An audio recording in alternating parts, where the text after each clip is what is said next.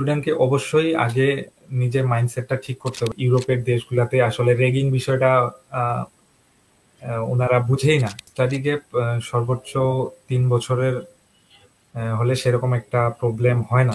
মেয়ে হিসেবে কেউ সেখানে যেতে চায়, টিউশন ফিটা কেমন পে করতে হয়? আমরা অনেক সময় অনেক কিছু চিন্তা করি যে এটা তো ড্রিম, বা ফ্যামিলি থেকে দিবে না, বা আমি কি পারবো কিনা, এরকম একটা কনফিউশন কাজ করে। আসসালামু আলাইকুম।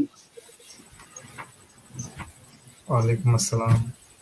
প্রথমত একটু সরি বলে নিচ্ছি, এই যে একটু টেকনিক্যাল প্রবলেমের কারণে লেট হয়ে গেছে। 3টায় আসার কথা ছিল যদিও বা আমাদের, সবকিছু মিলিয়ে একটু লেট হয়ে গেছে।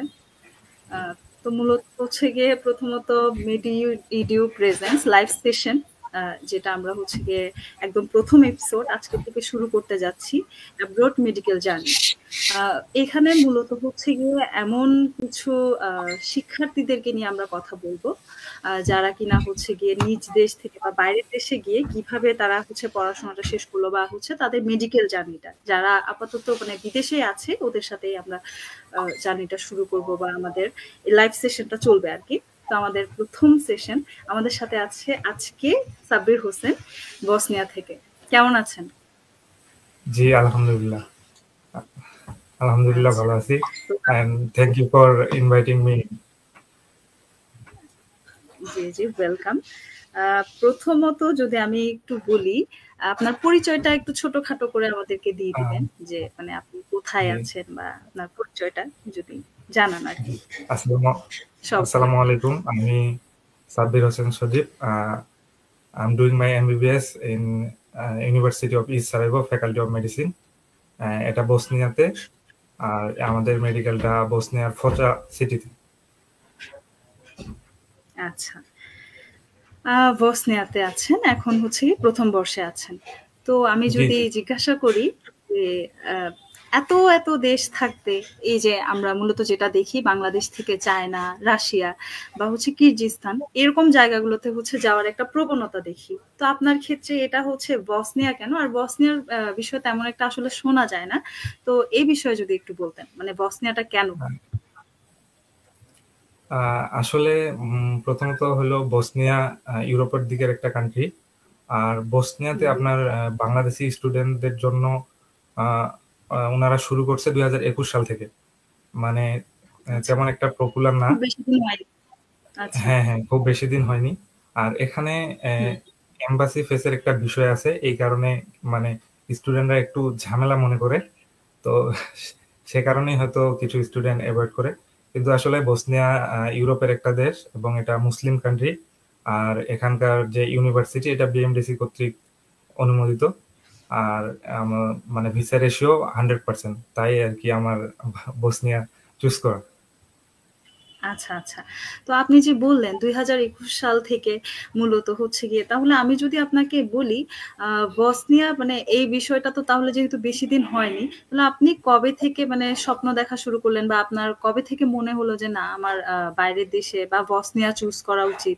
মানে এই প্রস্তুতিটা কবে থেকে নেওয়া শুরু করলেন? সে আহ, বিষয়ে যদি একটু বলতেন। আসলে আমাদের তো সর্বপ্রথম টার্গেট থাকে হলো দেশের মধ্যে যে কোনো একটা পাবলিক মেডিকেলে চান্স নেওয়া।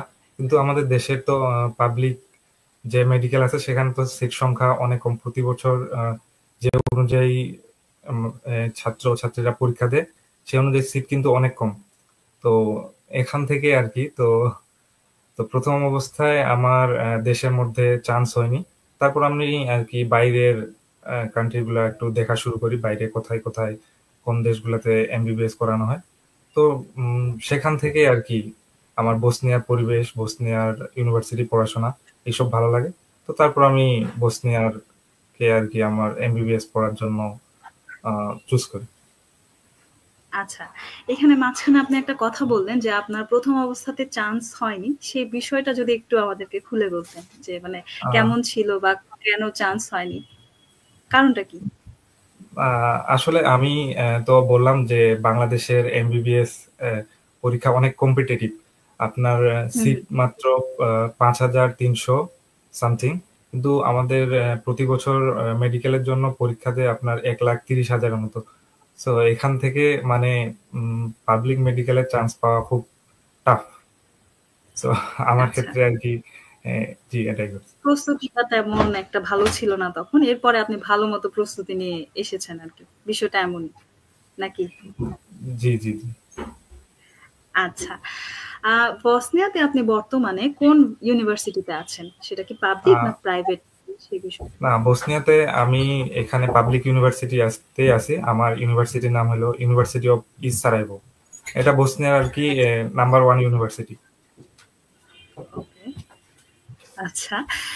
এই ক্ষেত্রে যদি আমি বলি, আ মানে এটার যেহেতু পাবলিক ইউনিভার্সিটি তাহলে আপনাকে লাকি বলা যায়। ১ম ক্ষেত্রে চান্স না হলেও আপনি একেবারে পরবর্তীতে খুব ভালো একটা মানে চান্সটা কাজে লাগিয়েছেন। আচ্ছা। এখন আমি যদি আসি আ বসনিয়ার ক্ষেত্রে, বসনিয়ার হচ্ছে গিয়ে যে বিষয়টা বললেন, এই ক্ষেত্রে মানে কেউ যদি যেতে চায় মানে অ্যাডমিশন প্রসেস বা সবকিছু প্রস্তুতির বিষয়টা মানে আপনি যদি একটু প্রসিডিউরটা আমাদেরকে বলতেন আরকি। যে কিভাবে শুরু করতে হবে একজন স্টুডেন্ট যদি যেতে চায়? আ আসলে আমাদের বসনিয়াতে স্টুডেন্টদের জন্য একটাই সেশন। সেটা হলো যে সেপ্টেম্বর সেশন। তো কোন আচ্ছা, একটা স্টুডেন্ট যদি আসতে চায় তাহলে তাকে মানে সেপ্টেম্বর সেশনে আসতে হবে। তো সেক্ষেত্রে আমাদের জুনের মাঝামাঝি অ্যাপ্লিকেশন শুরু হয় এবং জুনের শেষের দিকে অ্যাপ্লিকেশন অফ হয়ে যায়। আর একটা এন্ট্রান্স এক্সাম হয়। এই এক্সামে যদি কেউ পাশ করে তারপর সে ইউনিভার্সিটিতে এনরোল করতে পারে। আচ্ছা। এক্ষেত্রে আপনি একটা বিষয় স্কিপ করে গেছেন যে যোগ্যতাটা কেমন লাগে বা আইএলটিএস লাগে কিনা? আইএলটিএস নিয়ে আমাদের একটা প্রচুর ভয় কাজ করে। জি, এই জি। ক্ষেত্রে এই বিষয়টা একটু জানাবেন। আহ, বাংলাদেশের মেডিকেলে পড়তে একজন বাংলাদেশি শিক্ষার্থীর যেসব যোগ্যতা লাগে ঠিক সেরকমই এখানেও সেম যোগ্যতাই লাগে। আর আমার আমার ইউনিভার্সিটিতে আইএলটিএস এর রিকোয়ারমেন্ট ছিল না, এ কারণে মানে আইএলটিএস আমাকে দিতে হয়নি। আচ্ছা। আপনার ইউনিভার্সিটিতে ছিল না। তাহলে এই ক্ষেত্রে কি মানে ধরে নিব যে কোনো মানে ইংলিশ প্রফিসিয়েন্সি টেস্টই আপনাকে দিতে হয়নি বা এমন কোনো সার্টিফিকেট আপনাকে শো করতে হয়নি। বিষয়টা কি এরকম? আহ, বিষয়টা আসলে আমি একটা ইংলিশ ইংলিশ স্পোকেনের কোর্স করছিলাম। তো আমি সেটার সার্টিফিকেট শো করছিলাম। তো সেটার মাধ্যমে হয়ে গেছিল। তবে যে একবারে ম্যান্ডেটরি এরকম বিষয়টাও না। আচ্ছা। মানে যে কেউ চাইলে উইথআউট আইএলটিএস সে হচ্ছে অ্যাপ্লিকেশন করতে পারে জি, এবং জি, জি। সে যেতে পারে। আচ্ছা জি, জি। ঠিক আছে। বাংলাদেশের তো আপনি মেডিকেলে সরকারি মেডিকেলে পড়তে যেসব যোগ্যতা লাগে হুম, হুম, ঠিক হুম। সেই যোগ্যতাটা হলেই এখানকার ইউনিভার্সিটিতে এপ্লাই করা যায়। আচ্ছা। আচ্ছা, আপনি যে বললেন যে এন্ট্রান্স এক্সাম দিতে হয়। তো এই ক্ষেত্রে হচ্ছে গিয়ে মানে এর পরবর্তী ধাপটা কি? যদি কোন স্টুডেন্ট পাস করে তার পরবর্তীতে কি করতে হবে? আসলে আমাদের যখন অ্যাপ্লিকেশন তো জুনের শেষের দিকে শেষ হয়ে যায়। তো আপনার জুলাইয়ের ১ম দিকে আরকি এন্ট্রান্স এক্সামটা হয়। তো এন্ট্রান্স এক্সামটা মূলত হয় বায়োলজি আর কেমিস্ট্রি থেকে। আর আপনার এসওপি থাকে 10 মার্কস। তো বায়োলজি থাকে 20 মার্কস আর কেমিস্ট্রি থাকে 20 মার্কস আর এসওপি থাকে 10 মার্কস। তো বায়োলজি আর কেমিস্ট্রির যে প্রশ্নগুলো হয় সেগুলো আমরা বাংলাদেশে ইন্টারমিডিয়েটে যে পড়াশোনা করছি সেটা দিয়ে হয়ে যায়। কিন্তু এখানে শুধু এই কোশ্চেন গুলো ইংরেজিতে হয়, মানে ইংরেজিতে কোশ্চেন গুলো আসে, তো আমাদেরকে সেইভাবে প্রস্তুতি নিতে হয়। তো আর এখানে আপনার পাস মার্ক থাকে 20-এর মধ্যে 11, ওইটা তো 20-এর মধ্যে 11।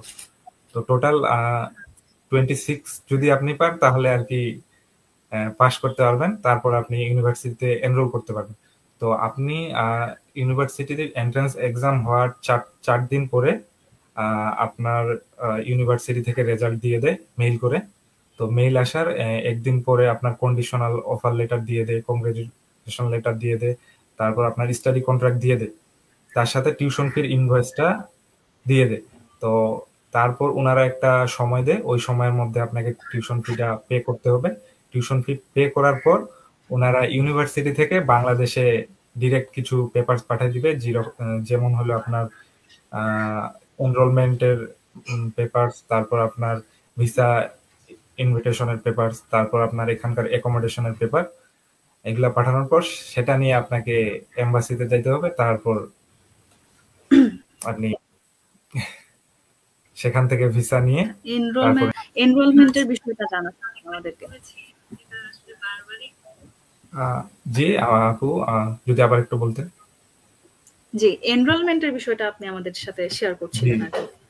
জি জি জি আচ্ছা। এনরোলমেন্টের, জি আমি কি আবার রিপিট করব সেটা? না, আপনি যতটুকু বলছিলেন ওভাবেই কন্টিনিউ করেন। মানে জি এনরোলমেন্টের আহ, যে পরবর্তী ধাপটা যে মানে পাস করা লাগে, 11 জি পেতে জি হয়। না, হুম। আপনার বায়োলজিতে আলাদা করে 11 এবং কেমিস্ট্রিতেও আলাদা করে 11, মোট মিলে আপনার 26, 50-র মধ্যে 26 পাওয়ার পরে আপনি বসনিয়াতে ভর্তির জন্য এলিজিবল হবেন। তো তারপরে আপনার এলিজিবল হওয়ার পর কিছুদিন পর, উম, দুই দুই দিন বা একদিনের মধ্যে আপনাকে অফার লেটার আর স্টাডি কন্ট্রাক্ট ওনারা ওখান থেকে দিয়ে দিবে, তার সাথে ইউনিভার্সিটির ব্যাংক ডিটেলস দিয়ে দিবে। তো সেখান থেকে আপনাকে কিছুদিন পর ওনারা একটা টাইম দিবে, ওই টাইমের মধ্যে ইউনিভার্সিটিতে টিউশন ফি পেমেন্ট করতে হবে। যখন আপনি টিউশন ফি পেমেন্ট করবেন তখন আপনার ইউনিভার্সিটিতে এনরোল করা কমপ্লিট হয়ে গেল। তো আচ্ছা। এক্ষেত্রে আবার অনেকেরই প্রশ্ন থাকে যে আমরা তো ইউনিভার্সিটিতে টিউশন ফিটা দিয়ে দিচ্ছি, বাই চান্স আমাদের যদি ভিসা না হয় বা কোনো হুম। সমস্যা হয়, তো সেক্ষেত্রে ইউনিভার্সিটির রিটার্ন পলিসি আছে। আর আসলে ভিসার যে ব্যাপারটা, সেটা হলো আমাদের ইউনিভার্সিটি থেকে ভিসাটা স্পন্সর করে। তো সেক্ষেত্রে ভিসা রেশিও 100%, ভিসা রিজেক্ট বা কোনো রকম সমস্যা হওয়ার কোনো কারণ নাই। আচ্ছা। টিউশন ফির যে বিষয়টা বললেন, তাহলে টিউশন ফিটা আসলে মানে কতটুকু বা কেমন দিতে হয়? যেহেতু বাংলাদেশ থেকে আপনি গিয়েছেন, আর বাংলাদেশের বিষয়টা তো বুঝেনি। বেশিরভাগ মধ্যবিত্ত স্টুডেন্ট এর কথা যদি আমরা বলি, তো তখন মানে টিউশন ফিটা কেমন পে করতে হয় এই ভার্সিটির ক্ষেত্রে?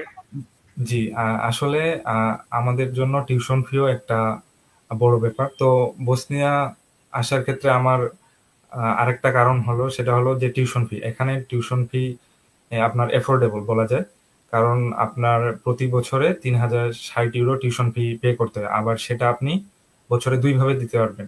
২ টা সেমিস্টারে ২ ভাবে আপনি ১৫৩০ ইউরো করে দুইবারে সেটা পে করতে পারবেন। তো আমার কাছে মনে হয় যে ইউরোপের মধ্যে একটা পাবলিক ইউনিভার্সিটিতে ৩,০৬০ ইউরো টিউশন ফিটা আসলে একটু এফোর্ডেবল। কারণ আমি হুম, ইউরোপের আরো অন্যান্য দেশগুলোতেও চেক করছি, সেখানে আপনার টিউশন ফি ৬,০০০ ৭,০০০ থেকে শুরু হয়। তো সেক্ষেত্রে হুম।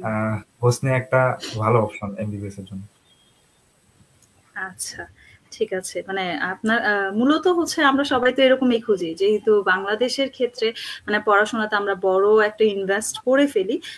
তারপরে আমরা যদি বাইরের দেশে কোনো মাস্টার্স বলেন বা এরকম এমবিবিএস বলেন, এক্ষেত্রে আমরা চেষ্টা করি হচ্ছে কম টিউশন ফির মধ্যে কিভাবে যাওয়া জি যায় বা এনভায়রনমেন্ট সবকিছু ভালো এরকম একটা হচ্ছে ভার্সিটি চুজ করি আরকি। আচ্ছা, ঠিক আছে। আরেকটা বিষয় জানার ছিল যে এমবাসি ফেস এর যে বিষয়টা, বাংলাদেশে কি এই ভার্সিটির জন্য মানে এমবাসি আছে কিনা বা দেশের জন্য এটা একটু জানাবেন। হুম, বাংলাদেশে কি এমবাসি আছে কিনা? আহ, আসলে বসনিয়ার এম্বাসি বাংলাদেশে নাই। তো এম্বাসির জন্য স্টুডেন্টদের ইন্ডিয়াতে যেতে হবে। তো আচ্ছা। এক্ষেত্রে একটু স্টুডেন্টদের কাছে এটা আহ, ঝামেলার বা একটু সমস্যা মনে হুম, হতে পারে।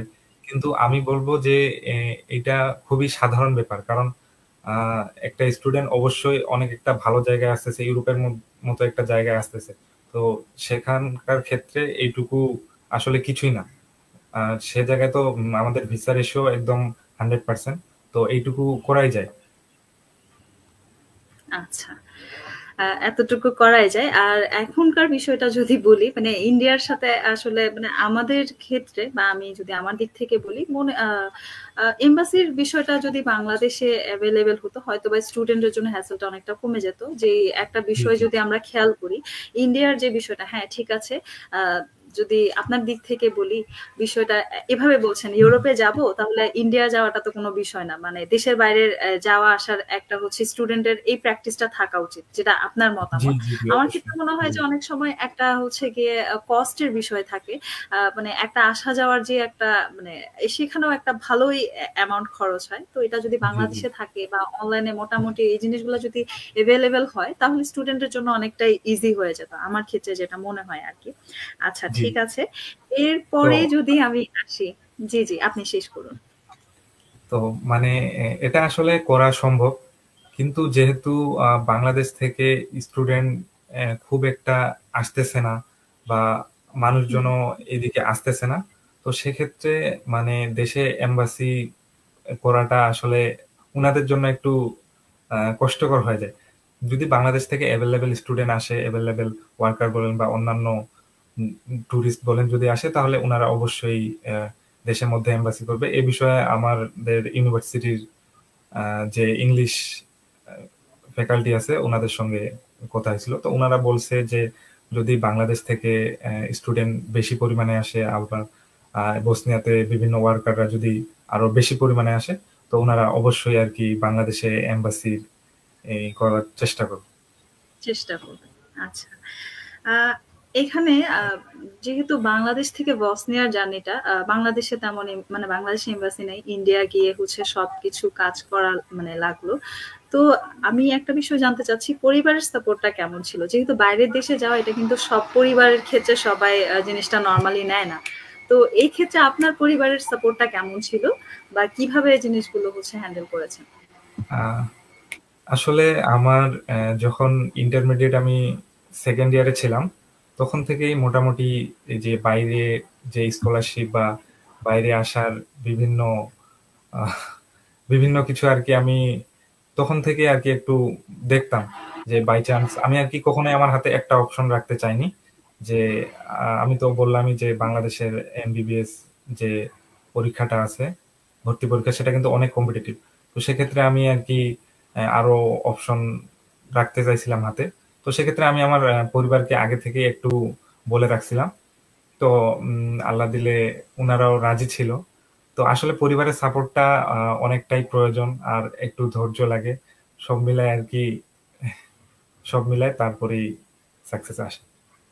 আচ্ছা, এই ক্ষেত্রে আমি আমার উত্তরটা মনে হচ্ছে পেলাম না, যে পরিবারের সাপোর্টটা মানে এই ক্ষেত্রে যে আপনার স্বপ্নটা তো ছিল আগে থেকেই, বা ব্যাকআপ প্ল্যান ছিল, বাট পরিবারের সাপোর্টটা অনেক ক্ষেত্রে হয় কি যে পরিবার মানা করে দেয়, না থাক, মানে দেশে আছো, দেশে থাকো, দরকার কি এত কিছু করার, বা এখান থেকে ভালো কিছু করো।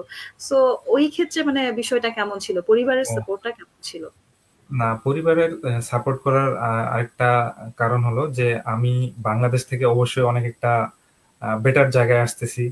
বাংলাদেশ বাংলাদেশের থেকে পরিবেশটা অবশ্যই অনেক ভালো, এখানে নিরাপত্তা অনেক ভালো, ইউনিভার্সিটি ভালো। তো এসব জানানোর পর, এসব ওনারা আর কি দেখার পর আরো অনেকের সঙ্গে ডিসকাস করছে, তারপর ওনারা আর কি যে সিদ্ধান্ত নিছে, না তুমি যেতে পারো। আচ্ছা। আচ্ছা, আমরা একটু কমেন্ট গুলো দেখে আসি, যে এখানে মোটামুটি ভালোই কমেন্ট দেখতে পাচ্ছি। অনেকেই হচ্ছে গিয়ে আহ, ভালো ভালো কমেন্ট করেছে। প্রিন্স হাসান বলেছে, আমার একটা কোয়েশ্চেন ছিল ভাইয়ার কাছে, যদি আপনি অনলাইনে থাকেন অবশ্যই কোয়েশ্চেন করে ফেলতে পারেন। দেন হচ্ছে বাংলাদেশ থেকে দেখছেন, ধন্যবাদ প্রিন্স আপনাকে। রাকিব সুলতান রিকি উনি বললেন যে দেশের বাইরে এমবিবিএস এবং বিডিএস এর জন্য কোনো আইএলস লাগে না।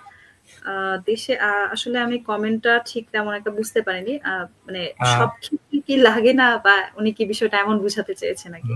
আসলে এমবিবিএস এর ক্ষেত্রে মোটামুটি আপনার সব দেশেই আইএলটিএস এর রিকোয়ারমেন্টটা কম, কারণ একটা স্টুডেন্ট যে এমবিবিএস পড়তে আসবে তার অবশ্যই মিনিমাম ইংলিশটা জানা থাকে। তো সেক্ষেত্রে হুম। ইউনিভার্সিটি সেটা আর কি একটু সেভাবে গুরুত্ব দেয় না, কিন্তু আবার অনেক কান্ট্রিতে আপনার আইএলটিএস এর রিকোয়ারমেন্ট আছে। হ্যাঁ, অবশ্যই লাগে। আমি সেটাই বলছিলাম যে লাগে না আসলে বলা যাবে না। মানে স্কোরটা কম লাগে, বা কিছু, কিছু ভার্সিটির ক্ষেত্রে হয়তো সেটা দেখে না। অন্যান্য হচ্ছে আপনার ক্ষেত্রে যেটা বললেন যে একটা ইংলিশের হচ্ছে মানে পেপার দেখানো হয়েছে। তো এই জি ক্ষেত্রে আসলে লাগে না বিষয়টা বলা যাবে না। জি আচ্ছা, জি। আ পরিবারের বিষয়টা তো গেল। এখন আমি যদি আসি, যে এমবাসি ফেস করলেন বা অফার লেটার পেয়ে গেলেন, সবকিছু হলো। এবার হচ্ছে এয়ারপোর্টে, মানে এয়ারপোর্টে পৌঁছানোর পর যে পিকআপ এর যে বিষয়টা, মানে এর পরবর্তীতে আপনি কোথায় যাবেন বা কোথায় স্টে করবেন, আ এই বিষয়গুলো আসলে কিভাবে মানে করতে হবে একটা আহ, স্টুডেন্টের? কি করা তো হয়? আসলে আমাদের ইউনিভার্সিটি থেকে স্টুডেন্টদের আর কি আহ, আপনার যখন টিউশন ফি পে করবেন বা আপনি যখন এক্সামে পাশ করবেন, তখন ইউনিভার্সিটি থেকে অনেকটা সাপোর্ট দেয়। ইউনিভার্সিটি থেকে আম, আপনি মেইল করলে ওনারা মেইলে সবকিছু ক্লিয়ার করার চেষ্টা করে। তো ওনাদের একটা অবশ্যই সব ক্ষেত্রে সাপোর্ট থাকে। তো আহ, যখন আপনি এম্বাসি ফেস করবেন, আপনার কাছে ভিসা আসবে, যখন আপনি বসনিয়া আসার জন্য প্রস্তুত হবেন, তো সেক্ষেত্রে আপনি ইউনিভার্সিটিতে মেইল করে আপনার অ্যারাইভেল ডেটটা এখানে জানিয়ে দিলে ওনারা ওই টাইমে ইউনিভার্সিটি থেকেই গাড়ির ব্যবস্থা করে দেয়। তো ইউনিভার্সিটি থেকেই এয়ারপোর্টে নিতে যায়। তো কোনো একটা সমস্যা হয় না। আচ্ছা, সবকিছু হচ্ছে ইউনিভার্সিটি থেকেই জি। ব্যবস্থা থাকে। জি। স্টুডেন্টের তেমন একটা হচ্ছে গিয়ে মানে সমস্যায় পড়তে হয় না আরকি। করতে হয় না, জি। আচ্ছা, আর আচ্ছা। আমার তাহলে কোনো আমি আরেকটা কথা স্কিপ করে গেছি। সেটা হলো কোনো আমাদের কিন্তু জুলাইয়ের মধ্যেই ইউনিভার্সিটির এনরোলমেন্ট হয়ে যায়। নভেম্বরের শুরুর দিক থেকেই ইউনিভার্সিটিতে ক্লাস শুরু হয়। সেক্ষেত্রে কোনো একটা স্টুডেন্ট যদি একটু লেট হয়, সেক্ষেত্রে আমাদের ইউনিভার্সিটি থেকে অনলাইন ক্লাসের ব্যবস্থা আছে। সেই অনলাইন ক্লাসে তার পড়াগুলা কভার করে এখানে চলে আসতে পারবে। আচ্ছা, খুব ভালো ব্যবস্থা। তেমন একটা দেখা যায় না। ইউনিভার্সিটি লাইফের কথা যদি বলি, আ এখানে মানে আমি আসলে বারবারই বাংলাদেশের সাথে যদিও বা কম্পেয়ার করছি। আ জানি না কতটুকু ঠিক বা ভুল। মানে ইউনিভার্সিটি লাইফ বা প্রফেসররা কতটুকু হেল্পফুল বা ওই লাইফটা কেমন? ওখানের ইউনিভার্সিটি লাইফটা সম্পর্কে যদি একটু জানাতেন। আহ আসলে বাংলাদেশ থেকে গত বছর শুধু আমি একাই ইউনিভার্সিটিতে, বাংলাদেশ থেকে শুধু আমি একাই ছিলাম। তো আমার ক্ষেত্রেও আর কি ভিতরে আমার ভিতরে একটু ভয় কাজ করতো যে আমি একা, প্রফেসররা কেমন হবে, পরিবেশ কেমন হবে, আরো অন্যান্য অনেক বিষয়। তো আলহামদুলিল্লাহ ইউনিভার্সিটিতে আমি যখন আসি, আহ, এখানকার পরিবেশ, এখানকার ইউনিভার্সিটির পরিবেশ, ইউনিভার্সিটির মানুষজন আর ইউনিভার্সিটির প্রফেসর, তারা অনেক হেল্পফুল। আমি পার্সোনালি আমার আসতে একটু লেট ছিল। ভিসা টা একটু লেটে হয়েছিল আমার, তো আসতে একটু আমার লেট লেট হয়েছিল।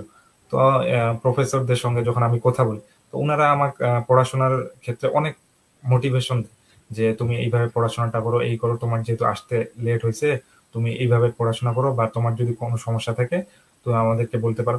মানে আমার আসলে এই বিষয়টা অনেক ভালো লাগছে যে এখানে কোনো কাউকে কখনো কেউ নেগলেক্ট করে দেখে না। সব স্টুডেন্টদের সমানভাবে গুরুত্ব দেওয়া হয়, এবং তার একটা স্টুডেন্ট কিভাবে ইমপ্রুভ করবে, কিভাবে তার পড়াশোনা কভার করবে, সেটার প্রতি ওনারা যথেষ্ট দায়িত্বশীল, এবং সেই বিষয়টা ওনারা ঠিক মতোই পালন করে। আচ্ছা, তাহলে তো অনেক ভালোই। আ এখন যদি আমি জানতে চাই ওখানকার মানে সিটি লাইফ যেহেতু আমি একটা নতুন পরিবেশে গেলাম, হ্যাঁ? বাংলাদেশ থেকে সম্পূর্ণ ভিন্ন। হ্যাঁ, ইউরোপ মানে তো অনেক কিছু বা অনেক ড্রিম থাকে স্টুডেন্টদের। তো ওখানের আসলে মানে সিটি লাইফ বা লিভিং কস্ট টা কেমন হয়? সবকিছু মিলিয়ে মানে পরিবেশটা কেমন? সে বিষয়ে যদি একটু বলতেন। আহ, আসলে আমি যেই সিটিতে থাকি সেটার পরিবেশ অনেক ভালোই বলা যায়, আমার কাছে অনেক ভালো লাগে। কারণ এখানে সেরকম একটা আহ, গন্ডগোল বা সেরকম কোনো কিছু নাই বলতে গেলে। এই এখানকার পরিবেশ অনেক নিরিবিলি। আর ইউরোপের মধ্যে তো পাহাড় নদী থাকে। তো আমার ইউনিভার্সিটির পাশে, বাসার পাশে পাহাড় আছে, নদী আছে। তো সেটা আর কি আলাদা কথা। আর এখানকার পরিবেশ বলতে গেলে অনেক ভালো। মানুষজন অনেক ভালো। আর লিভিং কস্টের ব্যাপারটা আসলে নিজেদের উপর। তো তবুও যেহেতু ইউরোপ, একটু লিভিং কস্ট বেশি আমার কাছে মনে হয়েছে। তো সেটাও আপনার উপর ডিপেন্ড করে। আপনি যদি এখন সিঙ্গেল অ্যাপার্টমেন্ট নিতে চান, সিঙ্গেল রুম নিতে চান, সেক্ষেত্রে একটা আলাদা খরচ হয়। বা আপনি যদি এখন শেয়ার অ্যাপার্টমেন্টে থাকেন, শেয়ার রুমে থাকেন, সেক্ষেত্রে একটু আলাদা খরচ হয়। তো আমি যদি বলতে যাই, আপনার যদি শেয়ার শেয়ার অ্যাপার্টমেন্ট নিয়ে থাকেন বা শেয়ার রুম নিয়ে থাকেন, আপনার রুম ভাড়া 12-13 হাজারের মধ্যে প্রতি মাসে পড়ে যাবে। আর যদি আপনি একাই থাকতে চান, সেক্ষেত্রে আপনার 18 থেকে 20 হাজার টাকার মতো লাগতে পারে। আচ্ছা।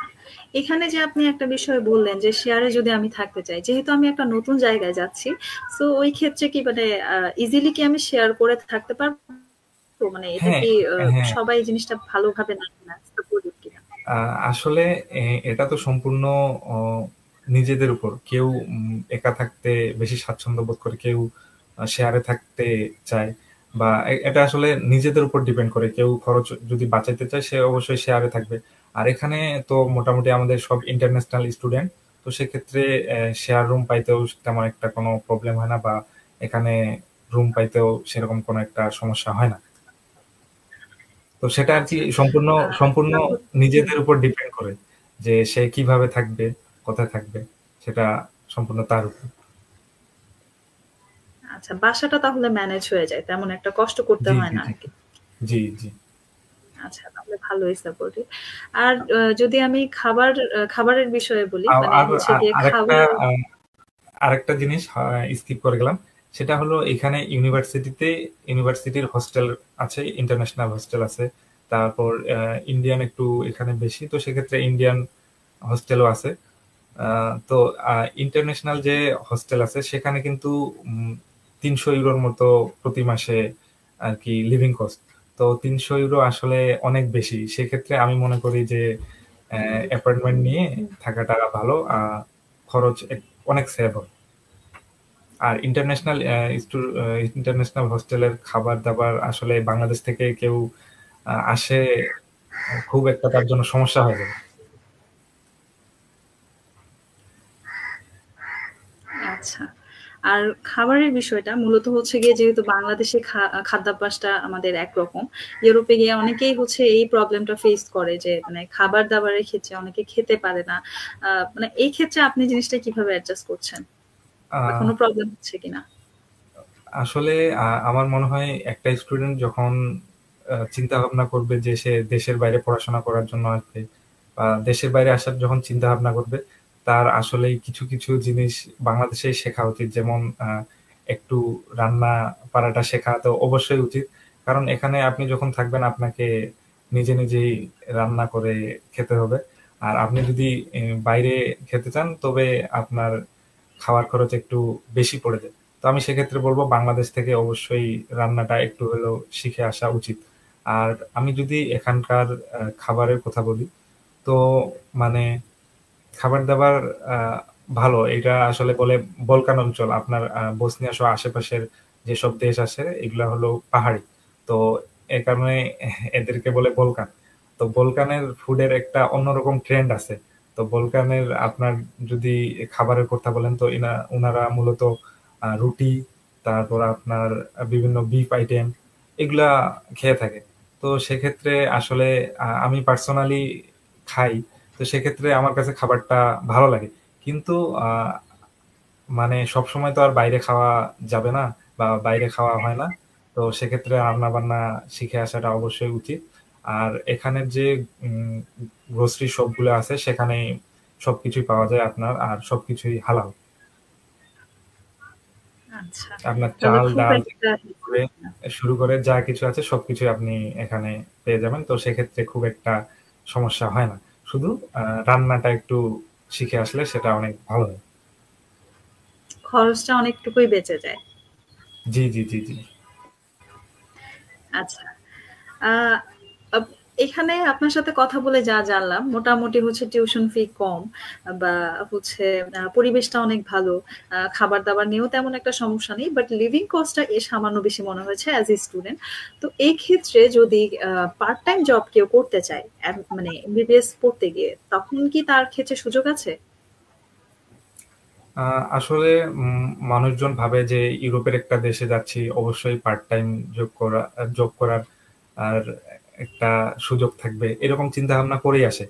তো বিশেষ করে যারা মেডিকেল স্টুডেন্ট, আসলে মেডিকেলের পড়াশোনাটা একটু বেশি। তো আমার মনে হয় সেক্ষেত্রে পার্ট টাইম জব করার খুব একটা সময় হবে না। আর আমি যেই সিটিতে আছি, বা আপনি যেখানেই থাকেন না কেন, পার্ট টাইম জব করার ক্ষেত্রে আপনাকে মিনিমাম ভাষাটা অবশ্যই জানতে হয়। কারণ এখানে তো ইনারা উনাদের লোকাল ল্যাঙ্গুয়েজেই কথা বলে। সেক্ষেত্রে কেউ যদি ভাষাটা জানে, সেক্ষেত্রে পার্ট টাইম জব করতে পারবে। কিন্তু মেডিকেলের পড়াশোনার পাশাপাশি আসলে পার্ট টাইম জব করতে পারবে না। তবে আমাদের যখন সামারে ২ মাসের মতো অফ থাকে, তখন সে পার্ট টাইম জব করতে পারবে। সেক্ষেত্রে কোন সমস্যা হবে না। কিন্তু মানে মেডিকেলে পড়াশোনা অবস্থায় যখন আচ্ছা। তার ক্লাস চলবে সেক্ষেত্রে পার্ট টাইম জব করা আসলেই মানে আমার কাছে মনে হয় আ খুব মানে সম্ভবই না। কারণ আমাদের ক্লাস কোনো সময় সকাল ৮টা থেকে দুপুর ১টা-২টা পর্যন্ত হয়। কোনো সময় আবার দুপুর ২টা থেকে সন্ধ্যা ৬টা পর্যন্ত, রাত ৮টা পর্যন্ত হয়ে থাকে। হুম। আচ্ছা। আ তাহলে এক্ষেত্রে হচ্ছে লোকাল ভাষাটা জানা জরুরি। আর যেহেতু এমবিবিএস পড়াশোনার একটা খুব চাপ থাকে, এই বিষয়টা মাথায় রাখা জরুরি। আসলে হয়ে ওঠে না। এক কথায় জি, জি, জি। বলতে গেলে জি, বিষয়টা এরকমই। জি, আচ্ছা। জি। তাহলে পার্ট টাইম এর বিষয়টা তো জানালেন। এখন জি, পার্ট টাইম আপনি তো অনেক পার্ট কিছুই টাইম বললেন। জি। আসলে পার্ট টাইম যদি কেউ যখন ইউনিভার্সিটি অফ থাকে, সামারে ২ মাস অফ থাকে, সেই সময়টাতে সে পার্ট টাইম জব করতে পারবে। সেক্ষেত্রে আ আ সে একটু যদি খোঁজাখুঁজি করে তাহলে আমার মনে হয় ইংলিশ দিয়েই সে তার পার্ট টাইম জবটা করতে পারবে। মানে কি ধরনের পার্ট টাইম জব আসলে মানে যে কেউ চাইলে আ করতে পারবে? এই বিষয়টা। সেক্ষেত্রে সে বিভিন্ন শপে, বিভিন্ন কফি শপে, বিভিন্ন গ্রোসারি শপগুলাতে আ সে জব করতে পারবে। আচ্ছা। আহ এখন যদি আরেকটা বিষয় মানে যেটা না জানলেই নয়, অ্যাজ এ হচ্ছে স্টুডেন্ট বলেন বা হচ্ছে ছেলে হিসেবে আপনি তো আপনার দিকটা জানালেন। এখন যদি একজন যেহেতু প্রথমত এটা একটা অ্যাব্রোড, আর দ্বিতীয়ত হচ্ছে একা যদি সে মানে সেখানে পড়াশোনা করতে চায়, সেক্ষেত্রে নিরাপত্তার বিষয়টা কেমন? একজন মেয়ে উম স্টুডেন্টের ক্ষেত্রে? জি। আসলে মানে নিরাপত্তার বিষয়টা অনেক গুরুত্বপূর্ণ। তো একটা স্টুডেন্ট যখন বাংলাদেশ থেকে দেশের বাইরে আসে, তো প্যারেন্টসদের এটাই চিন্তা থাকে যে সে দেশের নিরাপত্তাটা কিরকম হবে, সেখানে সে সেফলি সারভাইভ করতে পারবে কিনা, সবকিছুই উনারা চিন্তা ভাবনা করে। তো আমি বলব যে এখানে নিরাপত্তা আসলে অনেক ভালো। আ আপনি যেকোনো সময় বের হতে পারবেন। আর একটা মেয়ের ক্ষেত্রে নিরাপত্তা কোনো মানে নিরাপত্তার ব্যবস্থাটা এখানে বলা যায় খুব ভালো। আসলে এখানে আপনার সেরকম কোনো একটা আম কি বলবো আমি? আসলে আমাদের যে রাস্তা আছে, সেখানে আপনার অল টাইম পুলিশের একটা ভ্যান মনে করেন যাওয়া আসা করে। আ আর এখানকার মানুষজন তো খুব মানে শান্ত। তো সেক্ষেত্রে আসলে কোনো সমস্যার সম্মুখীন কখনোই কেউ হয় না। কোনো রেসিজম নাই, কোনো কিছু নাই। তো বলা যায় যে নিরাপত্তার বিষয়টা টপ নচ। কোনো একটা মেয়ে হোক, ছেলে হোক, সে কখনো আসলে কোনো সমস্যার মধ্যে পড়বে না। আর এখানে তো আরো অনেক ইন্টারন্যাশনাল স্টুডেন্ট আসে। ইন্ডিয়া থেকে আসে, Italy, Germany, America, Greece, France আরো অনেক দেশ থেকেই এখানে স্টুডেন্টরা আসে। তো এখানে ছেলে-মেয়ে উভয়ই মনে করেন উনারা আছে। তো আমি আসা পর্যন্ত এখনো শুনিনি যে কারো সেরকম কোনো সমস্যা হইছে বা কেউ কোনো হ্যারাসমেন্ট এর শিকার হইছে বা কেউ কোনো রেসিজম এর শিকার হইছে। আসলে এরকম কোনো কিছুই হয়নি। তো এখানে বলা যায় নিরাপত্তার বিষয়টা আসলে অনেক ভালো। নিরাপত্তা নিয়ে আসলে কোনো চিন্তাই করতে হয় না।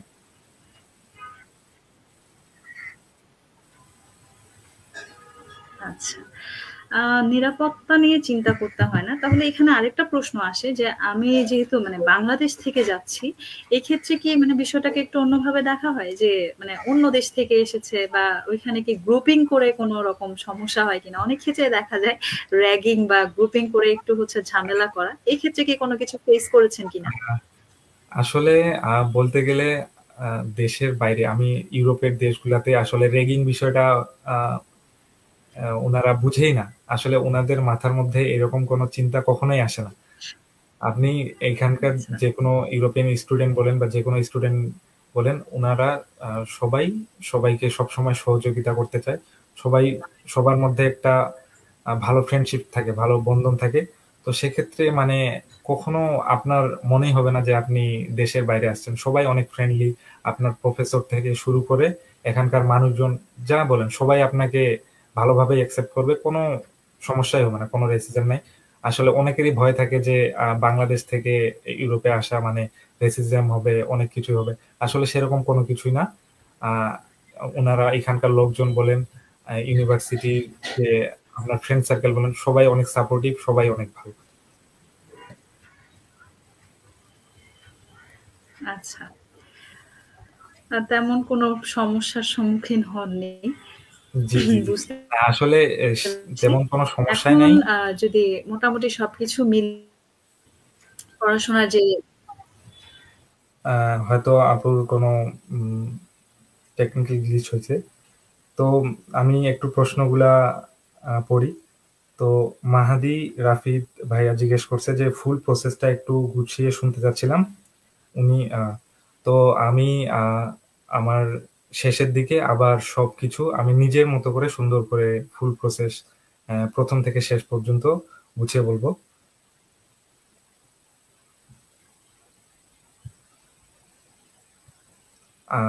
আমাদের ইমামুজ্জামান গাজী ভাই লিখেছেন যে ইটলি থেকে উনি জয়েন করছেন। আমাদের ইমাম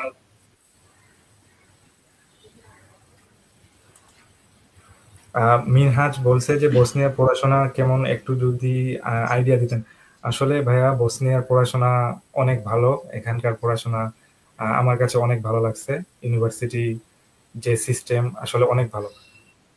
বলতে গেলে আমি আরেকটা জিনিস বলি, এখানে যখন আপনার যখন প্রফেসররা পড়াবে, তো পড়ানোর পর এখানে কলোকিয়াম এক্সাম হয়। তো যে এক্সাম হবে সেই ক্ষেত্রে আপনার প্রতিটা স্টুডেন্টের জন্য আলাদা আলাদা কোশ্চেন থাকে, কেউ কারো কোশ্চেনের সঙ্গে কখনো মিল পাবে না। তো সেক্ষেত্রে বোঝাই যায় যে এনারা পড়াশোনা নিয়ে কতটুকু সিরিয়াস বা পড়াশোনার বিষয়টাকে কিভাবে দেখেন।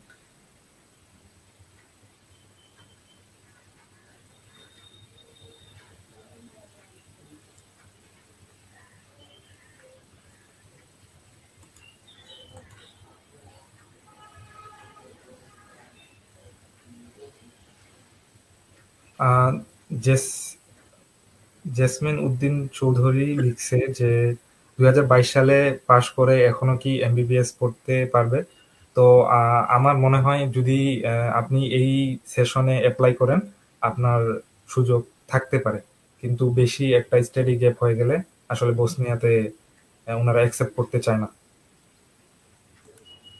আপু আপনি আচ্ছা, কি এই সুযোগ ক্ষেত্রে স্টাডি গ্যাপটা, জি জি জি, এই ক্ষেত্রে স্টাডি গ্যাপটা কেমন হতে পারে সেটাও একটু আমাদের স্টুডেন্টকে জানিয়ে দিলে ভালো হয়। আসলে তো সেক্ষেত্রে আপনি যখন অ্যাপ্লিকেশন করবেন আপনার সার্টিফিকেট গুলো যখন মার্কশিট যখন ইউনিভার্সিটিতে আপনি সেন্ড করবেন, তখন ওনারা বলে দিবে আপনাকে। তো স্টাডি গ্যাপ যে খুব একটা আসলে 3 বছরের অধিক হলে ইউনিভার্সিটিতে আসলে এনরোল করা যায় না। আচ্ছা, যাবেই না। হ্যাঁ, এই বিষয়টা তাহলে স্টুডেন্টরা একটু জেনে রাখা ভালো জি যে জি, আর স্টাডি গ্যাপের বিষয়টা। কেউ যদি তবুও চায় তো সেক্ষেত্রে সেই ইউনিভার্সিটিতে তার ডকুমেন্টস গুলো পাঠাতে পারে। ইউনিভার্সিটি থেকে ওনারা তার রেজাল্ট দেখে রেজাল্টের উপর ডিপেন্ড করে বা কোনো কারণ শো করলে সেটার উপর ডিপেন্ড করে এডমিশনের ব্যাপারটা আর কি দেখবে। আচ্ছা। আ এক্ষেত্রে আপনি বলছেন অনেক সময় হচ্ছে গিয়ে হয় কি মানে জিনিসটা হচ্ছে গিয়ে ওরা অ্যাকসেপ্ট করে। মানে এটা খুব রেয়ার বা এরকম কিছু? আ উম আসলে এখানকার ইউনিভার্সিটির যে বিষয়টা সেটা হলো এখানকার আসলে ফরেন কোটা। তো এখানে যে খুব বেশি স্টুডেন্ট আসে ভর্তি হইতে পারবে বা এমন কিছু না। আপনাকে একটা এন্ট্রান্স এক্সাম দিয়ে তারপর এখানে এনরোল করতে হয়। সেক্ষেত্রে আপনি মানে বুঝতেই পারতেছেন যে কতটা কম্পিটিটিভ, আর সিট আসলে খুব একটা বেশি না। তো সেক্ষেত্রে আসলে অবশ্যই ওনারা যার রেজাল্ট ভালো, যার স্টাডি গ্যাপ কম, তাকেই বেশি প্রায়োরিটি দিবে। জি, বুঝতে পেরেছি। আচ্ছা, স্টাডি গ্যাপ বা হচ্ছে সবকিছু নিয়ে তো গেল। আর উনারা বারবার কস্টের একটা বিষয় জানতে চাচ্ছে যে কেমন কস্ট, এই বিষয়গুলো তো হচ্ছে ক্লিয়ার করা হলো। এখন যদি আমি আসি মানে পিআর এর যে বিষয়টা বা রেসিডেন্সি, রেসিডেন্সি পারমিটটা মানে কিভাবে কি করলে পাওয়া যাবে? আপনার এমবিবিএস শেষ হওয়ার পরে আপনার যদি ইচ্ছা থাকে ওই দেশে পার্মানেন্ট হওয়ার, তাহলে মানে এক্ষেত্রে করণীয় কি? উম, আসলে আমাদের বাংলাদেশি সবার মধ্যেই এটা আসলে কাজ করে যে ইউরোপের একটা দেশে গেলে সেখানে আর কি স্থায়ীভাবে সেটেল হওয়ার চিন্তা ভাবনা সবার মাথায় থাকে, যেহেতু এদিকের সুযোগ সুবিধা, লাইফস্টাইল সবকিছু অনেক উন্নত, সবকিছু অনেক ভালো। তো সবার মাথায় আর কি এটা থাকেই। তো পিআর এর ক্ষেত্রে আমাদের তো এমবিবিএস এখানে 6 বছরের কোর্স, 5 বছর একাডেমিক আর 1 বছর ইন্টার্নশিপ। তো আফটার এমবিবিএস এখানে যদি আপনি একজন ডাক্তার হিসেবে প্র্যাকটিস করতে চান, তো আপনি এখানকার যে লাইসেন্স এক্সাম আছে সেটা দিয়ে এখানে আপনি ডাক্তার হিসেবে জয়েন করতে পারবেন, এবং ডাক্তার হিসেবে জয়েন করার ৩ বছর পরে আপনি পার্মানেন্ট রেসিডেন্সির জন্য আবেদন করতে পারবেন। মানে এখানে আপনার স্থায়ী হওয়ার সুযোগ আছে। কিন্তু আমাদের আরো স্টুডেন্ট যেগুলো এশিয়ান কান্ট্রির মধ্যে যায়, সেগুলোতে কিন্তু স্থায়ী হওয়ার কোনো সুযোগ থাকে না। তাদেরকে পড়াশোনা শেষ করে নিজ দেশের মধ্যে আবার ফেরত আসতে হয়। কিন্তু বসনিয়াতে কেউ যদি পার্মানেন্ট চলে হতে যেতে পারে। চায়, সেক্ষেত্রে সে পড়াশোনা শেষ করার পর পার্মানেন্ট হতে পারবে। আর এখানে যখন একটা স্টুডেন্ট আসবে, তো প্রথম থেকেই তাকে টেম্পোরারি রেসিডেন্স দেওয়া হয়, টেম্পোরারি রেসিডেন্স কার্ড দেওয়া হয়, সেটা প্রতি বছর আবার রিনিউ করতে হয়। আর যখন আপনার আচ্ছা, ৬টা তাহলে এরকম টেম্পোরারি এমবিবি শেষ রেসিডেন্স করার কমপ্লিট হয়, যখন আপনার ৬টা টেম্পোরারি রেসিডেন্স এইরকম ভাবে কমপ্লিট হয়ে যাবে, তারপর যখন আপনার ৩টা নিবেন, তখন আপনার পার্মানেন্ট রেসিডেন্সিতে সেটা চলে আসবে। আচ্ছা। তাহলে হচ্ছে মানে মূলত হচ্ছে এপ্লাই করার একটা সুযোগ আছে। আর আরেকটা বিষয় যদি বলি, এই ক্ষেত্রে কি মানে পুরো পরিবার মানে নিয়ে যাওয়ার বা পুরো পরিবার সহ স্থায়ী হওয়ার সুযোগটা আছে কিনা? মানে এক্ষেত্রে প্রসিডিউরটা কেমন? আহ, আসলে যদি আপনি এখানে আফটার এমবিবিএস যদি এখানে প্র্যাকটিস করেন, তারপর যদি আপনার পার্মানেন্ট রেসিডেন্সির জন্য আবেদন করেন, পার্মানেন্ট রেসিডেন্সি পেয়ে যাওয়ার পর আপনি আপনার পরিবার নিয়ে অবশ্যই এখানে থাকতে পারবেন। আচ্ছা। কিন্তু এই ক্ষেত্রে কি আসলে কোনো বাধ্যবাধকতা, জি, জি, না, মানে না, না। কোনো কিছু আপনার ফলো করতে পার্মানেন্ট হবে বা কোনো পলিসি? না, আপনার পার্মানেন্ট রেসিডেন্সি হওয়ার পর আপনি এখানে স্থায়ীভাবে বসবাস করার সুযোগ পাবেন। সেক্ষেত্রে আপনি এদেশের নাগরিক। সেক্ষেত্রে আপনি স্ত্রী, সন্তান বা পিতা-মাতাদের নিয়ে আসতে পারবেন, কোনো সমস্যা নেই। আচ্ছা।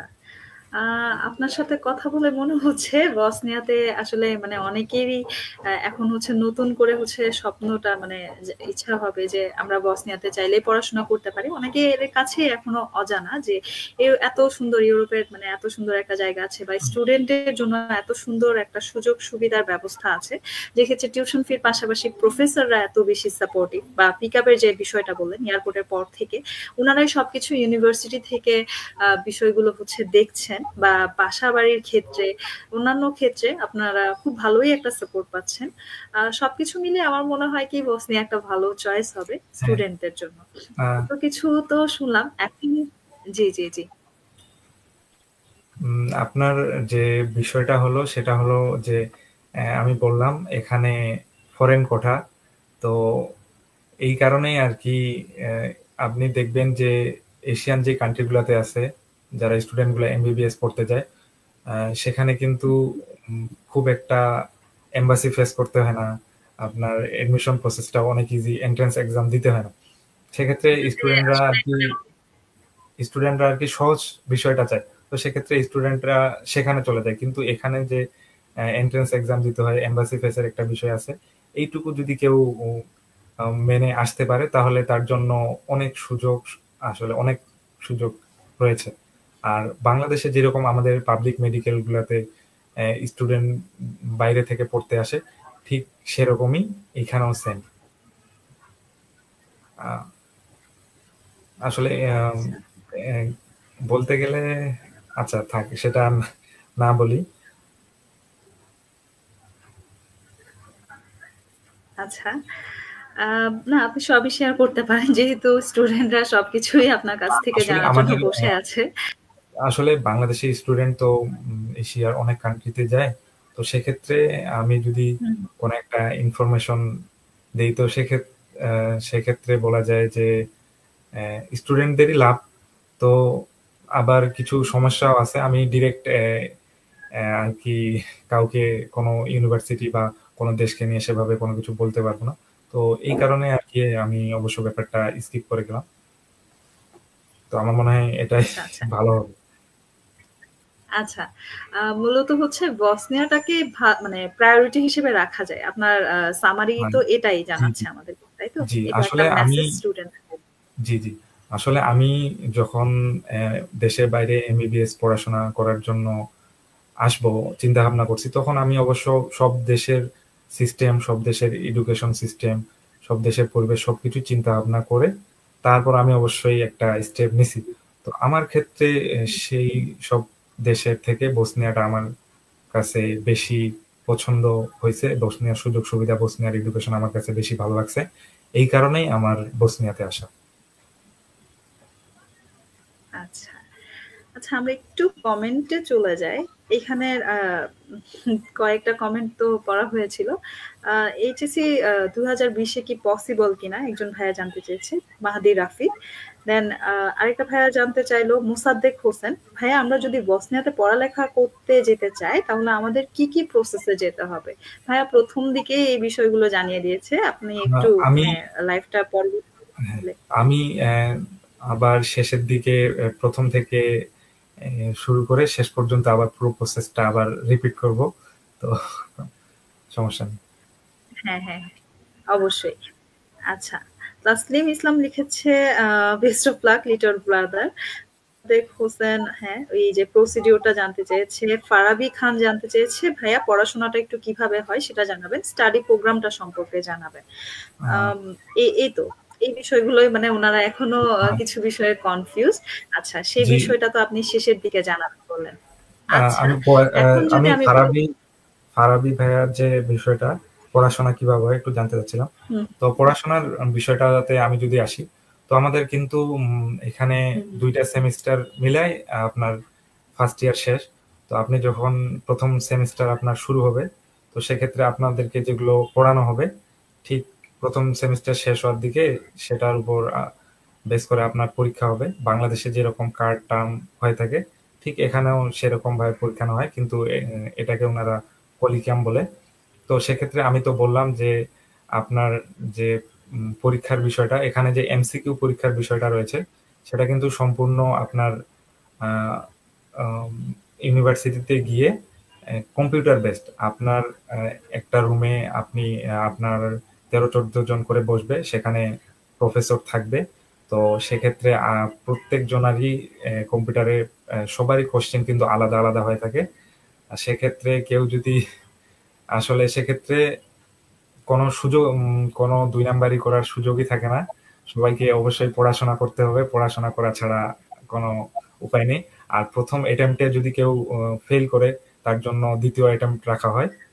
তো এভাবেই আর কি হয়। তো এই বিষয়টা আমার কাছে খুব ভালো লাগছে যে ওনারা প্রত্যেকটা স্টুডেন্টের জন্য আলাদা আলাদা করে কোশ্চেন পেপার রেডি করতেছে। কেউ যদি বাই চান্স কারো প্রথমবার মিস হয়ে যায় সে দ্বিতীয়বার আবার এক্সামটা দিয়ে পাশ করার যে সুযোগ সেটাও দিচ্ছে ওনারা। তো সেটাই আর কি আমার কাছে খুব ভালো লাগছে। আচ্ছা। এই ক্ষেত্রে তাহলে মানে এতক্ষণ তো সুবিধার কথা জানলাম। বাংলাদেশের দিক থেকে যদি বিবেচনা করি, এটা হচ্ছে ইউরোপের ক্ষেত্রে একটু স্ট্রিক্ট তাহলে। মানে লয়াল হতে হবে। পড়াশোনার দিকটা জি, জি, মানে জি। খুবই কারণ মনোযোগী বা জি, এক্ষেত্রে জি, ফাঁকিবাজি কোনো জি। একটা স্টুডেন্ট যখন দেশের বাইরে আসবে বা একটা ইউনিভার্সিটিতে যখন পড়াশোনা করতেছে, তাকে অবশ্যই মনোযোগ দিয়ে পড়াশোনা করতে হবে। এটাই আর কি স্বাভাবিক। আর এমবিবিএস এর ক্ষেত্রে পড়াশোনাটা অনেক বেশি। অবশ্যই একটা স্টুডেন্টকে অনেক পরিশ্রম করতে হবে। আর ইউনিভার্সিটি একটা সরকারি আপনার মেডিকেল আপনার উপরে কিছু হলেও একটা টাকা ব্যয় করে, যেহেতু আপনার টিউশন ফিটা অনেক কম। তো উনাদেরও একটা আর কি দায়িত্ব থাকে যে আপনি একটা বাইরের দেশ থেকে পড়তে আসতেছেন, আপনাকে একটা ভালো এডুকেশন প্রোভাইড করা, আপনাকে একটা ভালো মানের ডাক্তার তৈরি করা। আচ্ছা। যেহেতু ডাক্তার মানে হচ্ছে গিয়ে ওই যে আমরা সবাই মানি যে উপরওয়ালার পরে আসলে ডাক্তারের উপরেই সবাই আমরা বিশ্বাস করি। উনি চাইলেই আমাদের জীবন বাঁচাতে পারে। তো আমার ক্ষেত্রে মনে হয় যে এটা বাংলাদেশ হোক বা ইউরোপ হোক অবশ্যই মনোযোগ দিয়ে পড়াশোনা করা উচিত। জি, জি, যেহেতু হচ্ছে গিয়ে মানে উনাদের হাতেই মানে আমাদের জীবনটা বাজি রাখি বা আমরা একটা বিশ্বাস করি।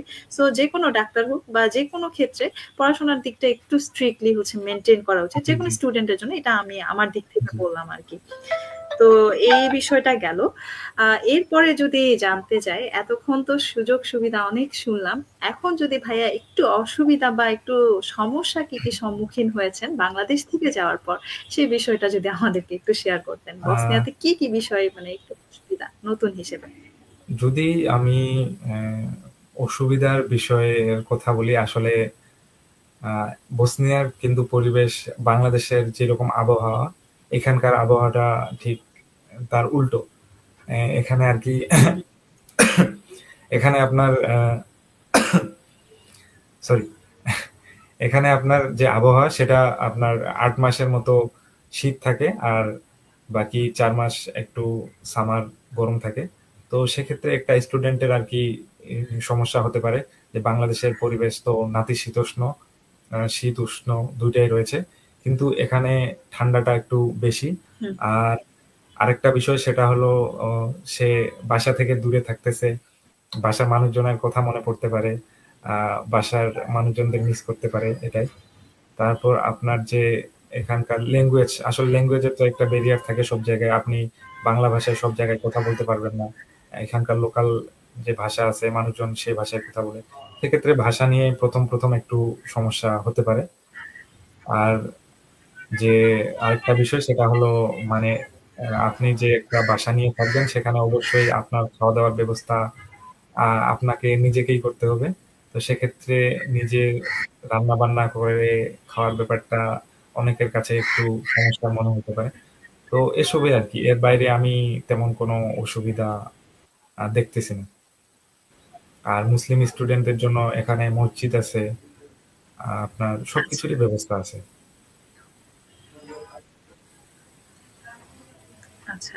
তাহলে ওয়েদার আর রান্নার বিষয়টা যদি মানে অ্যাডজাস্ট করতে পারে তাহলে তেমন একটা প্রবলেম হবে না।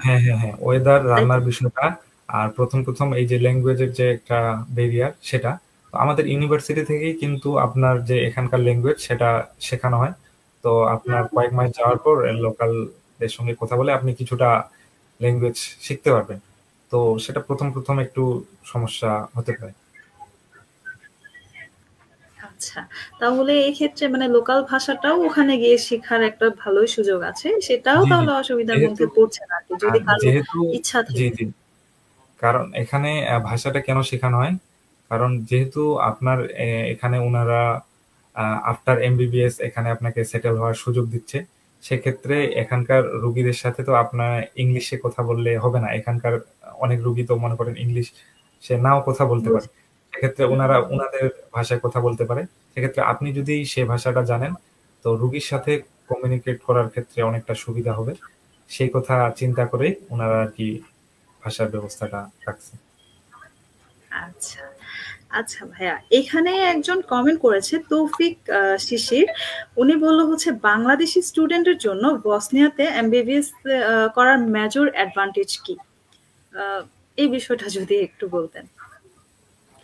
আ মেজর মানে কোনো অ্যাডভান্টেজ অ্যাডভান্টেজ আছে কিনা বা না থাকলে সেই বিষয়টাও যদি একটু বলতেন।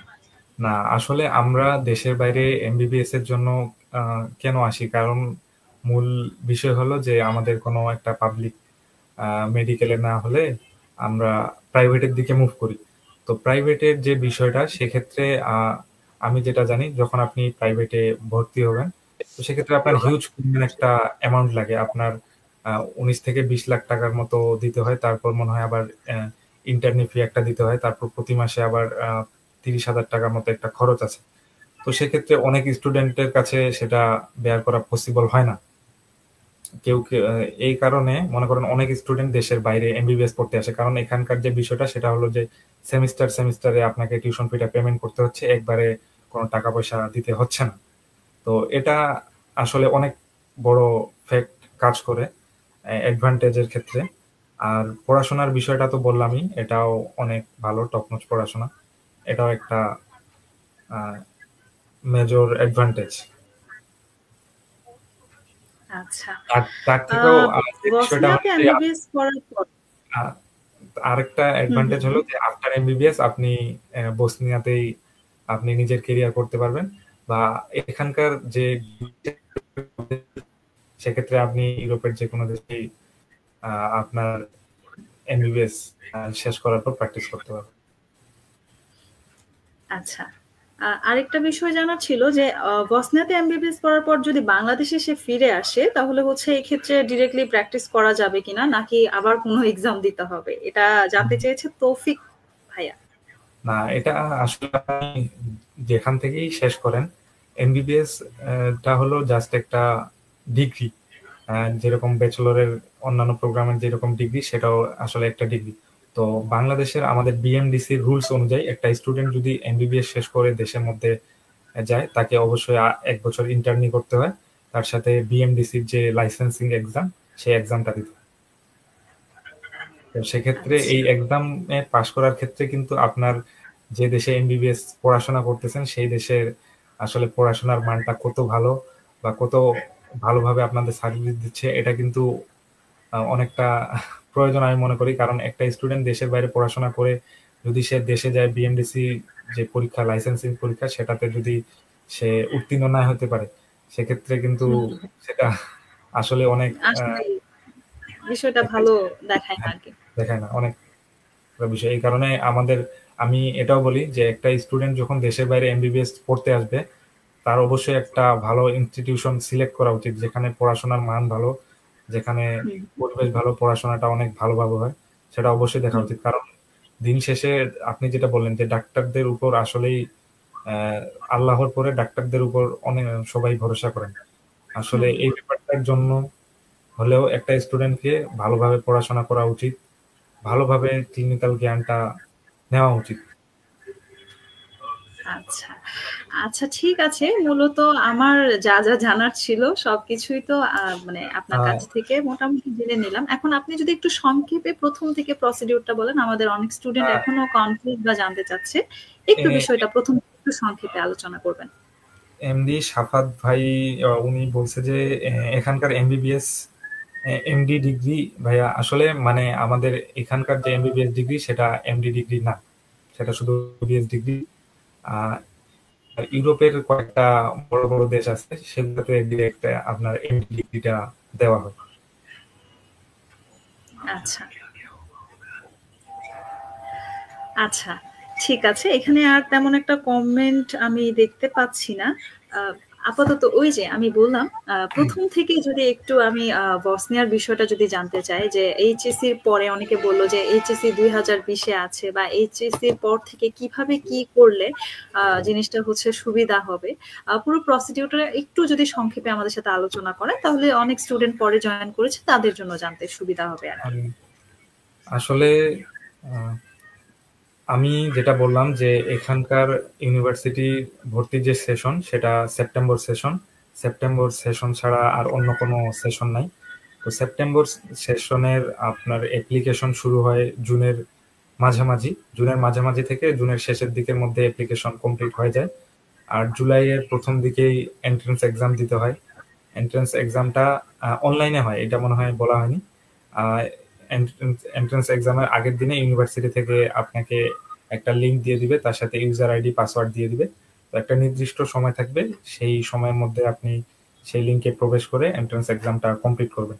তো এন্ট্রান্স এক্সাম দেওয়ার 4 দিন পর আপনার রেজাল্ট চলে আসবে। রেজাল্ট আসার একদিন পরে আপনাকে ইউনিভার্সিটি থেকে স্টাডি কন্ট্রাক্ট, তারপর অফার লেটার এগুলা দিয়ে দিবে। তার সাথে টিউশন ফির যে ইনভয়েস সেটাও দিয়ে দিবে। সেটা নিয়ে আপনাকে ব্যাংকে গিয়ে একটা স্টুডেন্ট ফাইল ওপেন করে টিউশন ফিটা ইউনিভার্সিটিতে দিতে হবে। ইউনিভার্সিটিতে দেওয়ার পর ইউনিভার্সিটিতে আপনি টিউশন ফিটা দিচ্ছেন সেটার প্রুফ দিয়ে দিবেন মেইল করে। তারপর আপনার এনরোলমেন্ট কমপ্লিট হয়ে গেল। সেটা হওয়ার পর এখানকার ইউনিভার্সিটি থেকে বাংলাদেশের ডিএইচএল এর মাধ্যমে 3টা পেপারস পাঠায়। একটা হলো আপনার ভিসা ইনভিটেশন লেটার, একটা হলো আপনার এনরোলমেন্ট লেটার, আরেকটা হলো আপনার অ্যাকোমোডেশন লেটার। সেইগুলো নিয়ে আপনাকে এম্বাসিতে যেতে হবে। এম্বাসিতে যাওয়ার পর অবশ্য কোনো ব্যাংক স্টেটমেন্ট লাগে না, এটাও একটা সুবিধা। তো এম্বাসিতে সাবমিট করার পর আপনার 1 মাস থেকে 1.5 মাসের মতো সময় লাগে। সেই সময়ের মধ্যে আপনার ভিসা চলে আসবে এবং তারপর আপনি বসনিয়াতে আসতে পারবেন। তো আসার পর তো আপনাকে ইউনিভার্সিটি থেকে পিক আপ করা হবে। আর আমরা যারা বাংলাদেশি স্টুডেন্ট আছি, ওনারা অবশ্যই একটা বাংলাদেশ থেকে স্টুডেন্ট আসলে হেল্প করার চেষ্টা করব। তো এটাই। আর পড়াশোনাটা সম্পূর্ণ তো নিজের উপর, কিন্তু হুম, হুম। পড়াশোনা করতেই হবে, এটা হলো কথা। আচ্ছা, আচ্ছা। এখানে ভালো, ভালো কমেন্ট আসছে। ভাইয়া আপনার কি বাসার মানুষজনের কথা মনে পড়ে না? ভাইয়া আপনার কি বন্ধুদের কথা মনে পড়ে না? হ্যাঁ, এই ইমোশনের জায়গাটা যে আমরা তো মানে একটা নতুন দেশে যাচ্ছি মানে পুরোনো মানুষজন বা কাছের মানুষজনকে ছেড়ে যাচ্ছি। তো এই বিষয়টা কিভাবে আসলে মানে মনে পড়লে বিষয়গুলো কিভাবে আ আহ, কি করেন? না, আসলে আহ, আমি বলতে গেলে ছোট থেকেই বাইরে পড়াশোনা করছি, ছোট থেকেই বাইরে থাকছি, বাইরের পরিবেশের সাথে আমি ইউজ টু। তো আমার ক্ষেত্রে সেরকম একটা সমস্যা হয় না। আর এখন তো সবার হাতেই স্মার্টফোন আছে, চাইলেই বাসাতে ভিডিও কল দিয়ে কথাবার্তা বলে যায়। সেক্ষেত্রে মানে দূরত্বটা খুব বেশি একটা ফিল হয় না। আচ্ছা, খুব বেশি বদার করে না। আচ্ছা, একটা শেষ প্রশ্ন দিয়ে শেষ করতে চাই আজকের লাইভ। এই যে এতটুকু জার্নি বাংলাদেশ থেকে বসনিয়াতে গেলেন বা আপনার ড্রিম ইউনিভার্সিটি, মানে একটা অনেকের ড্রিম থাকে, মানে প্রথম ক্ষেত্রে তো সুযোগ হয়নি, পরবর্তীতে মানে খুব ভালো মতো একটা পাবলিক ইউনিভার্সিটিতে চান্স পেয়েছেন। সবকিছু মিলে পাহাড় নদী বা আপনি যেভাবে বর্ণনা করলেন আপনার একেবারে ড্রিম একটা ভার্সিটিতে আপনি এখন পড়াশোনা করছেন। তো এই ক্ষেত্রে আপনি কি কি প্রবলেম ফেস করেছেন, আর যদি প্রবলেম মানে ফেস না করে থাকেন, মানে কি একটা মোটিভেশন স্পিচ স্টুডেন্টদের জন্য যে যেটা মাথায় রাখলে যে কোনো কিছুই করা সম্ভব, একটা মেসেজ দিয়ে যাবেন। আহ স্টুডেন্টদের সর্বপ্রথম যে বিষয়টা মাথায় নেওয়া উচিত সেটা হলো আসলে একটা কমপ্লিট চিন্তা ভাবনা, যে সে কোথায় যাবে, কোন দেশে যাবে, সেটার একটা কমপ্লিট চিন্তা ভাবনা মাথায় নেওয়া উচিত। তারপর সে অনুযায়ী তাকে স্টেপ বাই স্টেপ ফ্লো করা উচিত। আর আপনি বাইরে পড়তে আসার ক্ষেত্রে আপনার ধৈর্য কিন্তু অবশ্যই থাকতে হবে। একটু সমস্যার সম্মুখীন হইতে পারেন, তো আপনি ধৈর্য ধরবেন। আপনার একটু সময় ৩-৪ মাস একটু সময় লাগতে পারে, সেই সময়টা আপনি একটু ধৈর্য ধরে থাকবেন। তো তারপর অবশ্যই কোনো সমস্যা হয় না। আচ্ছা, এই ক্ষেত্রে হচ্ছে গিয়ে মাইন্ড সেটআপটা অনেক জরুরি। গোল আমি যেটা সেট করেছি সেটা জি, জি। মাথায় রেখে কাজ করা অনেক জি, জি। জরুরি। একটা স্টুডেন্টকে অবশ্যই আগে নিজের মাইন্ডসেটটা ঠিক করতে হবে যে আমি এই দেশটাতে যাব, এই দেশটা আমার জন্য ভালো হবে। তাকে ওই দেশ ছাড়া অন্য কোনো দেশের বিষয়ে আর চিন্তা করা উচিত না। কারণ সে যদি এখানে আসার পর যদি তার কাছে সেটা ভালো না লাগে, তার কাছে একটা রিগ্রেট ফিল হবে যে আমি এখানে না আসে ওইখানে গেলাম।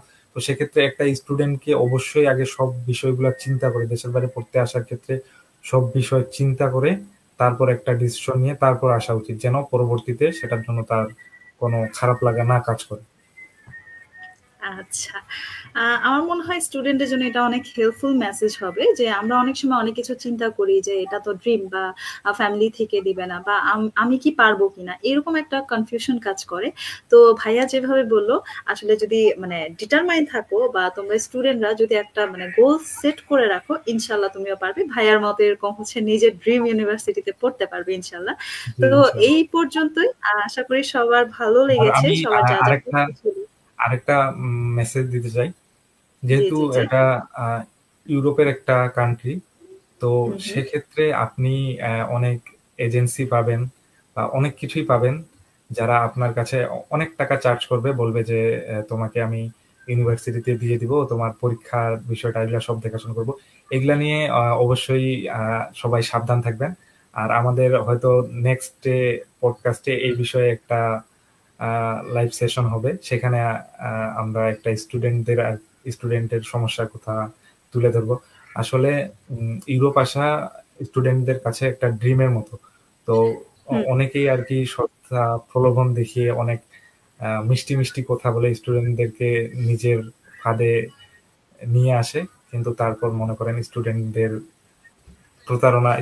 প্রতারণা শিকার হয়। তো সেক্ষেত্রে একটা স্টুডেন্ট অবশ্যই সাবধানতা অবলম্বন করবে। আর আমরা তো এখানে আছি, যদি কোনো স্টুডেন্টদের কোনো ইনফরমেশন লাগে, আরো কোনো যদি হেল্প লাগে, তো আমাদের সাথে যোগাযোগ করতে পারে। আমি আমার ফেসবুকের লিংক অবশ্যই কমেন্টে দিয়ে রাখবো। যে কোনো প্রশ্নের ক্ষেত্রে আমাকে সে জিজ্ঞেস করতে পারে। আর যেটা বললাম যে যে কোনো এজেন্সির ক্ষেত্রে বা যে কোনো মানুষের কাছে প্রতারিত যেন না হয়, একটু এই বিষয়ে সাবধানতা অবলম্বন করা উচিত। হুম, হুম, হুম। অবশ্যই সাবধানের মাইর নাই। এই বিষয়টা স্টুডেন্টরা একটু খেয়াল রাখবেন। আর হচ্ছে পরবর্তী পডকাস্টে ভাইয়া তো জানালোই। তো এই বিষয় নিয়ে আমরা বিস্তারিত তখন আলোচনায় আসবো। আর আশা করি সবাই সবার প্রশ্নের উত্তর পেয়ে গেছেন। আর ভাইয়াকে অনেক অনেক ধন্যবাদ এতক্ষণ পর্যন্ত সময় দিয়ে এত কিছু মানে এতটা সময় দিয়ে আমাদের সাথে থাকার জন্য। আর স্টুডেন্টদের প্রত্যেকটা প্রশ্নের উত্তর আমরা যতটুকু সম্ভব হয়েছে উত্তর দিয়েছি। এই পর্যন্তই। তো আশা করি ভাইয়ার মেসেজটা সবাই মাথায় রাখবে। ভালো একটা হচ্ছে দিন শুরু হোক। আগামী দিন থেকে আপনারা নতুনভাবে শুরু করুন। আশা করি আপনারাও পারবেন নিজের হচ্ছে ড্রিম ইউনিভার্সিটিতে পড়াশোনা করতে ইনশাআল্লাহ। ঠিক জি, আছে ভাইয়া, দোয়া করবেন তাহলে। ঠিক আছে। জি। ওকে ভাইয়া। আসসালামু আলাইকুম। আসসালামু আলাইকুম। ওকে ভাইয়া।